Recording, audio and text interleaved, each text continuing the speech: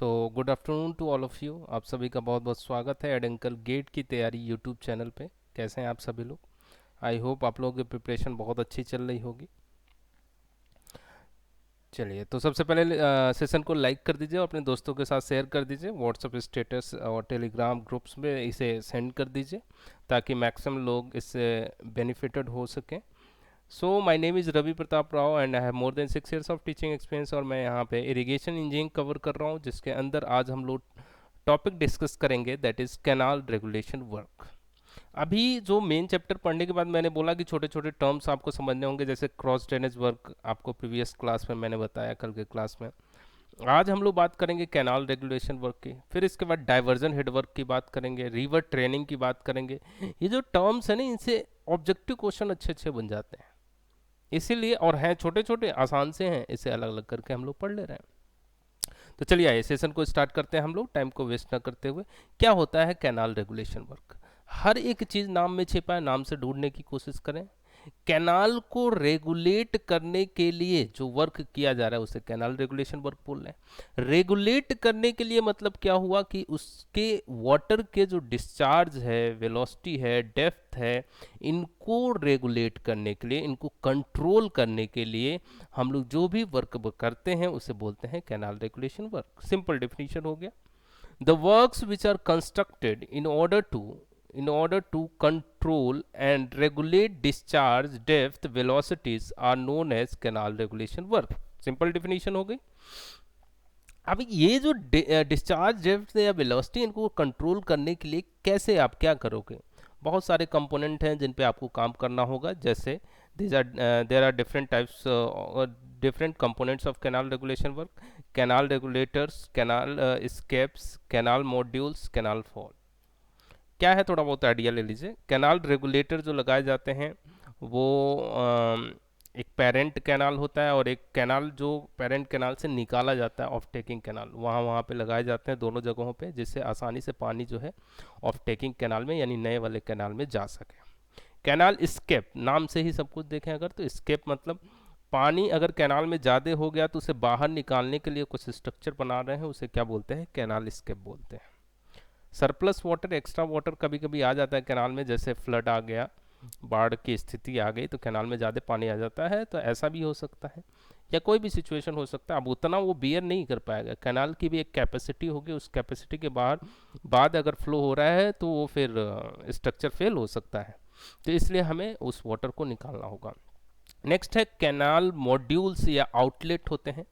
Outlet हमने बात करी थी, जब फार्मर जो है पानी लेता है कैनाल से तो वहाँ एक आउटलेट के थ्रू ही पानी लेता है, तो कितने टाइप के मॉड्यूल्स होते हैं या आउटलेट होते हैं उसकी बात करेंगे। कैनाल फॉल क्या होता है? कैनाल फॉल आपने देखा होगा, कई सारे फॉल घूमे होंगे आप, मसूरी में केम्प्टी फॉल है, कई जगहों पे फॉल बने हुए हैं। ऊपर से पानी गिरता है नीचे, बहुत सारा एनर्जी होता है पानी के अंदर, वो एनर्जी जो पानी के अंदर होता है वो नीचे आने के बाद क्या हो जाता है? ख़त्म हो जाता है, तो वो काइनेटिक एनर्जी क्या हो जाता है? डिसिपिएट हो जाता है। तो ऐसे ही जब आप कैनाल बनाते हैं तो कई बार क्या होता है, एक लेवल से दूसरे लेवल पे पानी को लाना होता है, तो पानी के अंदर एनर्जी बहुत ज़्यादा होती है, उस एनर्जी, उस हेड को ख़त्म करने के लिए हम लोग एनर्जी को डिसिपिएट कराते हैं। डिसिपिएट मतलब एनर्जी को खर्च कराना होता है, और उसके लिए जो स्ट्रक्चर बनाते हैं उसे क्या बोलते हैं? कैनाल फॉल बोलते हैं। तो ये कुछ कंपोनेंट्स हैं जिनका एक ओवरव्यू दे दिया मैंने। जैसे मैं पहले बात करने चल रहा हूँ किसका? कैनाल रेगुलेटर का। अब देखिए कैनाल रेगुलेटर क्या होते हैं, दो टाइप के होते हैं, क्रॉस रेगुलेटर, हेड रेगुलेटर। अब इस बात को समझिए ज़रा। जैसे मान लीजिए कैनाल है, अब ये जो कैनाल है, ये कैनाल है, तो अब यहाँ से आपने बोला कि ये पेरेंट कैनाल है, मान लीजिए ये पेरेंट कैनाल है, ये कैनाल आपको निकालना है, ये कैनाल कैनाल आपको निकालना है। तो ये कौन सा कैनाल हो गया और ये कौन सा कैनाल हुआ? देखिए ये क्या है आपका? पेरेंट कैनाल है यानी मेन कैनाल है, और ये जो नया वाला दिख रहा है आपको, ये कौन सा है? ऑफ टेकिंग कैनाल है, ऑफ टेकिंग कैनाल है, यानी इसमें से इसको निकाला गया है। तो अब ये जो पानी निकाला जा रहा है, ये पानी निकाला जा रहा है, यहाँ पे रेगुलेटर की ज़रूरत होगी। यहाँ पे एक रेगुलेटर बनाया जाएगा और यहाँ पे भी एक रेगुलेटर की ज़रूरत होगी। तो जो ऑफ टेकिंग के साइड जाता है, ऑफ टेकिंग के साइड जो आपका रेगुलेटर दिख रहा है, इसे हम लोग नाम देते हैं क्या, हेड रेगुलेटर। इसे बोलते हैं हेड रेगुलेटर। अब ये ऑब्जेक्टिव में मिलेगा आपको। हेड रेगुलेटर कहाँ होता है, ऑफ टेकिंग कैनाल में। मेन कैनाल में कौन सा होता है या पेरेंट कैनाल में कौन सा होता है, तो ये होता है आपका क्रॉस रेगुलेटर। अब देखिए इसका काम क्या होता है, हेड रेगुलेटर या क्रॉस रेगुलेटर का काम क्या होता है। ये जो हेड रेगुलेटर या क्रॉस रेगुलेटर आप देख रहे हैं, जैसे मान लीजिए क्रॉस रेगुलेटर, ये क्या करेगा, सिल्ट की जो एंट्री हो रही है कैनाल के अंदर उसको कंट्रोल करेगा, पानी को एडजस्ट करेगा, कितना वाटर अप स्ट्रीम में चाहिए कितना डाउन स्ट्रीम चाहिए उस तरीके से कंट्रोल करेगा। और जिस वजह से पानी का जो एंट्री हो ऑफ टेकिंग कैनाल में उसको भी एक तरीके से इनडायरेक्टली कंट्रोल कर रहा है। क्योंकि अगर आप रेगुलेटर बनाए हो क्रॉस रेगुलेटर इधर अप स्ट्रीम साइड में, अप स्ट्रीम समझ रहे हैं, ये अप स्ट्रीम साइड हो गया ना, ये अप स्ट्रीम साइड हो गया, इधर वाला डाउन स्ट्रीम हो गया। तो अप स्ट्रीम साइड में वाटर के लेवल को भी कंट्रोल करेगा कौन, क्रॉस रेगुलेटर। सिल्ट की एंट्री को कंट्रोल करेगा, डिस्चार्ज के फ्लक्चुएशन को कंट्रोल करेगा। और इसके साथ साथ एक और चीज़ समझें, ये जो रेगुलेटर बनाते हैं ना हम लोग, इसके ऊपर एक कम्युनिकेशन ब्रिज भी बना देते हैं, जिस वजह से इस इधर से इधर भी जाया जा सकता, देखा भी होगा आप लोगों ने शायद। और यही सेम कहानी हेड रेगुलेटर पे भी होगा, ऐसी बात नहीं है, हेड रेगुलेटर पे भी एक कम्युनिकेशन ब्रिज बन जाता है, जैसे इधर से उधर जाया जा सकता है। अब ये जो बना है क्रॉस रेगुलेटर या हेड रेगुलेटर, हेड रेगुलेटर इधर के वाटर को कंट्रोल कर रहा है, ये इधर के वाटर को कंट्रोल कर रहा है। अब क्या हुआ कि क्रॉस रेगुलेटर या हेड रेगुलेटर को रोका भी जा सकता है, यानी इधर जो पानी है, इधर इस पानी को अपस्ट्रीम साइड पे इकट्ठा किया जा सकता है और इधर जो भी काम है वो किए जा सकते हैं, रिपेयर एंड मेंटेनेंस के काम किया जा सकते हैं। यानी ये पानी को एकदम फ्लक्चुएशन को कंट्रोल कर रहे हैं, चाहे क्रॉस रेगुलेटर हुआ चाहे हेड रेगुलेटर हुआ। तो ये इनके वर्क होते हैं क्रॉस रेगुलेटर के और हेड रेगुलेटर के, अलग अलग जगहों पर लगाए जाते हैं, जिससे पानी जो है रेगुलेट कराया जा रहा है, अलग अलग चैनल में भेजा जा रहा है। तो ये पहला कंपोनेंट था आपका क्रॉस रेगुलेटर। दूसरा कंपोनेंट क्या है, कैनाल स्किप है। दूसरा कंपोनेंट क्या है, कैनाल स्किप है। अब कैनाल स्किप नाम से ही लग रहा है, स्किप यानी पानी बाहर निकलने का एक रास्ता है कैनाल के अंदर। अब कैनाल के अंदर पानी का फ्लो हो रहा है, लेवल बढ़ गया, कैनाल के वाटर लेवल जो है वो बढ़ गया, तो हमें उस एक्सेस वाटर को, सरप्लस वाटर को निकालने के लिए जो स्ट्रक्चर बनाते हैं वो कैनाल स्किप बोलते हैं। So these are the types of canal regulation work which are provided along the canal to remove surplus water. दो टाइप के होते हैं, एक सरप्लस वाटर स्किप होता है या स्लूस टाइप स्किप बोलते हैं। इस नाम से अगर ध्यान रखेंगे तो आपको फंक्शन भी समझ में आ जाएगा। और दूसरे वाले को बोलते हैं वियर टाइप स्किप या tell water skip.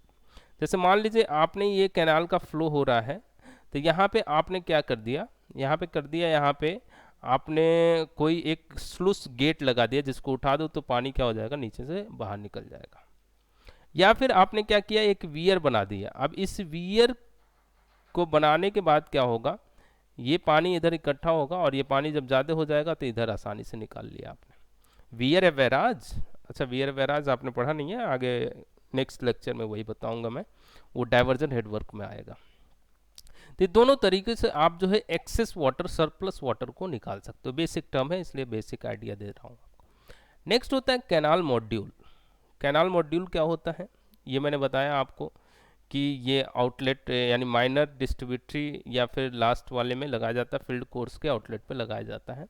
These are small scale canal regulator, इसे स्मॉल स्केल कैनाल रेगुलेटर भी बोला जा सकता है, which are provided at minor distributory and outlet channel. अब देखिए कैनाल मॉड्यूल या इसे कैनाल आउटलेट भी बोलते हैं, तो यहाँ तक की जो जिम्मेदारी होती है वो किसकी होती है, यहाँ तक की जो जिम्मेदारी होती है वो स्टेट गवर्नमेंट की होती है, रिस्पॉन्सिबिलिटी। अब स्टेट अथॉरिटी इसके लिए रिस्पॉन्सिबल होगा। इसके बाद जो होगा, यानी कैनाल आउटलेट जो लग गया है उसके बाद से जो जिम्मेदारी होती है वो किसकी होती है, फार्मर की होती है, किसान की होती है। अब वो जो मन करे वो उस पानी का करे, वहाँ तक पानी देने का काम जो होता है वो स्टेट गवर्नमेंट अथॉरिटी की होती है। क्लियर है ये बात।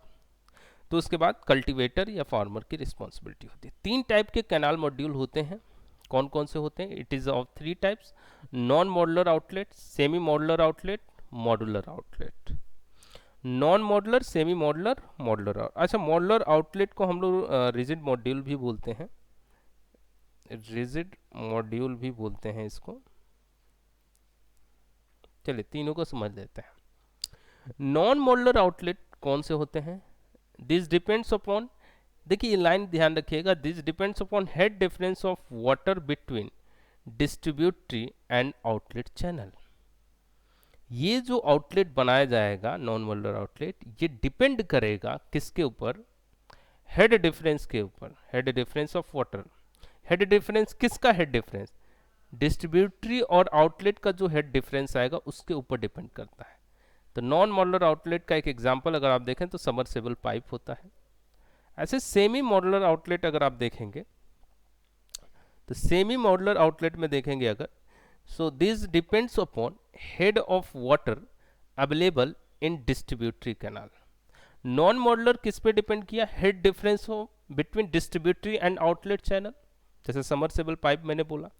लेकिन सेमी मॉडुलर आउटलेट केवल और केवल डिस्ट्रीब्यूटरी कैनाल के अंदर कितना पानी है, वाटर कितना अवेलेबल है, उसके ऊपर डिपेंड करता है। यह हेड डिफरेंस के ऊपर डिपेंड नहीं करता है।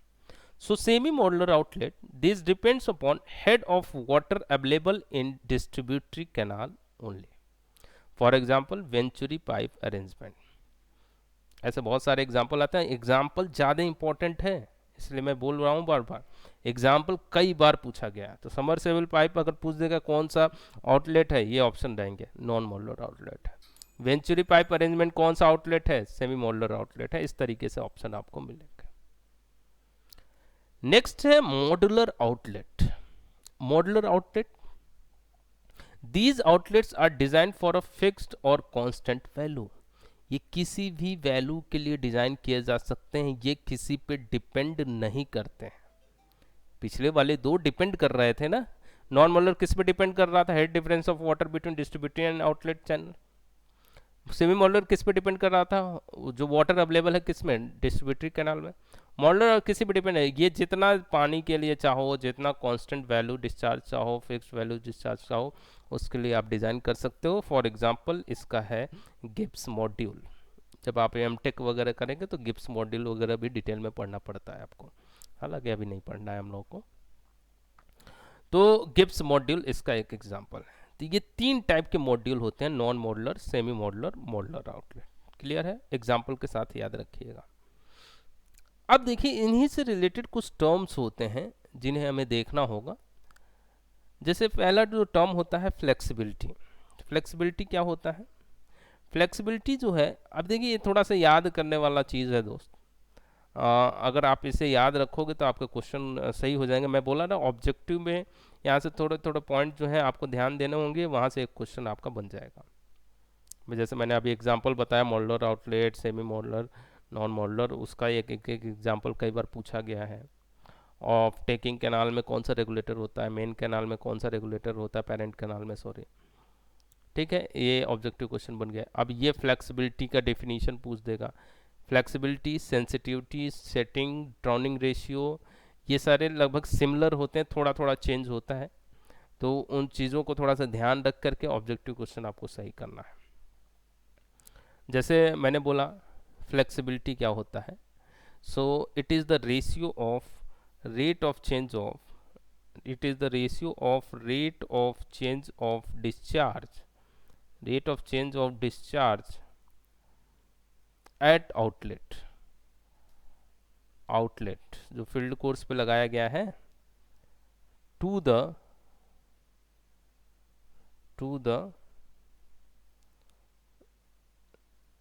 it is the rate of change of discharge of outlet to the, कहाँ गया, rate of change of discharge, rate of change of discharge at distributory. तो आउटलेट और डिस्ट्रीब्यूटरी कि जो रेट ऑफ चेंज होगा उन्हीं का रेशियो क्या कहलाता है? आपका फ्लेक्सिबिलिटी कहलाता है। अब इस फ्लेक्सिबिलिटी की वैल्यू, बहुत इंपॉर्टेंट पॉइंट लिखने जा रहा हूँ मैं, इसको दूसरे पेज पे ही दिखाता हूँ मैं, क्योंकि यहाँ जगह भी नहीं है और ये ज़रूरी पॉइंट है, बहुत ज़्यादा ज़रूरी। For rigid module, rigid module कौन सा था? फॉर रिजिड मॉड्यूल जो किसी पे डिपेंड नहीं करता है, किसी भी फिक्स्ड या कांस्टेंट डिस्चार्ज के लिए बनाया जा सकता है। फॉर रिजिड मॉड्यूल या मॉडुलर आउटलेट, इसकी जो फ्लेक्सिबिलिटी की वैल्यू होती है वो जीरो होती है। बहुत इंपॉर्टेंट है ये बात, फ्लेक्सिबिलिटी को एफ से दिखा रहा हूँ मैं, ये कई बार पूछा गया है। फ्लेक्सिबिलिटी की वैल्यू कितनी होती है? जीरो होती है। दूसरा पॉइंट सुनिए, इफ फ्लेक्सिबिलिटी जीरो हो गया तो समझ गए आप, if flexibility of an outlet, if flexibility of an outlet is unity, अगर वो यूनिटी है यानी वन है, तब उसे क्या बोला जाता है? Then the term is known as proportionality. Proportionality उसे क्या बोलते हैं हम लोग? प्रोपोर्शनैलिटी बोलते हैं हम लोग। अगर फ्लेक्सिबिलिटी की वैल्यू यूनिटी है या वन के बराबर है तो उसे हम लोग प्रोपोर्शनैलिटी बोलते हैं। इसी में और भी आता है, एक आता है आपका हाइपर प्रोपोर्शनैलिटी को भी अगर और ढंग से समझें, hyper proportional outlet, hyper proportional outlet कब बोला जाएगा?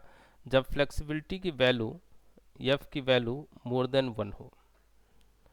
दूसरा, सब प्रोपोर्शनल आउटलेट किसे बोला जाएगा? जब आप ये जवाब खुद भी दे सकते हैं, जब फ्लेक्सिबिलिटी की वैल्यू क्या हो? लेस देन वन हो। और जब इक्वल टू वन हो तो क्या बोला जा रहा है? प्रोपोर्शनैलिटी, ऊपर लिख ही दिया मैंने, तो उसे क्या बोलते हैं हम लोग? प्रोपोर्शनल आउटलेट बोलते हैं। ये कब है? जब एफ की वैल्यू क्या है? फ्लेक्सिबिलिटी की वैल्यू क्या है? वन है। तो वन है, वन से कम है, वन से ज़्यादा है और जीरो है।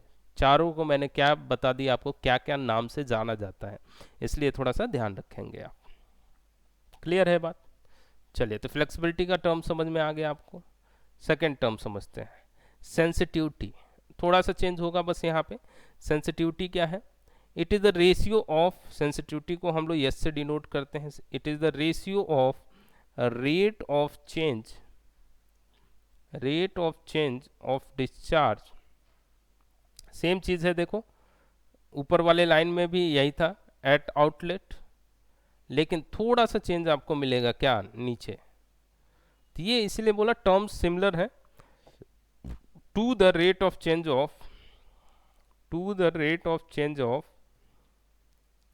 Water head of distributory. यहाँ पे डिस्चार्ज नहीं है, वाटर हेड है। ऊपर वाले फॉर्मूले में देखेंगे, अगर कंपेयर करेंगे तो सब कुछ सेम है, बस यहाँ वाटर हेड आ गया। अब फिर से इस बात को समझिएगा, सेंसिटिविटी की वैल्यू, सेंसिटिविटी की वैल्यू रिजिड मॉड्यूल के लिए, रिजिड मॉड्यूल के लिए, फॉर रिजिड मॉड्यूल, बहुत इंपॉर्टेंट है ये, फिर से सेंसिटिविटी की वैल्यू जो होती है वो जीरो कंसीडर करी जाती है।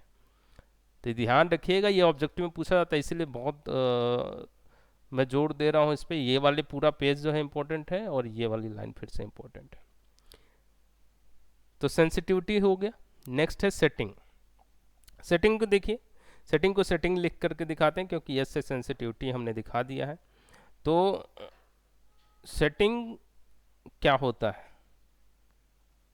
It is the ratio of water level, water level above sill, sill का मतलब समझ रहे हैं, नीचे पायदान जो होता है, above sill of outlet, of outlet below FSL, full supply level, to the ratio of,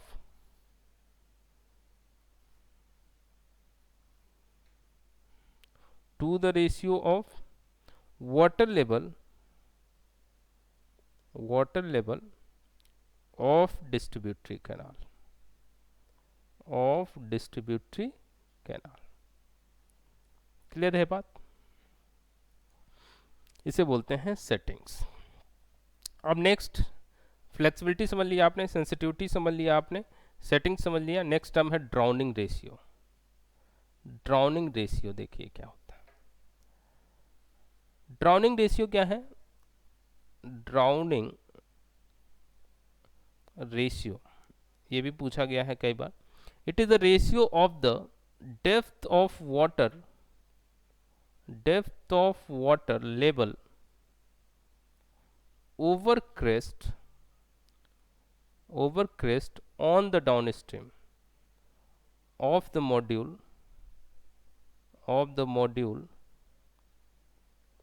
मतलब outlet to the depth of water level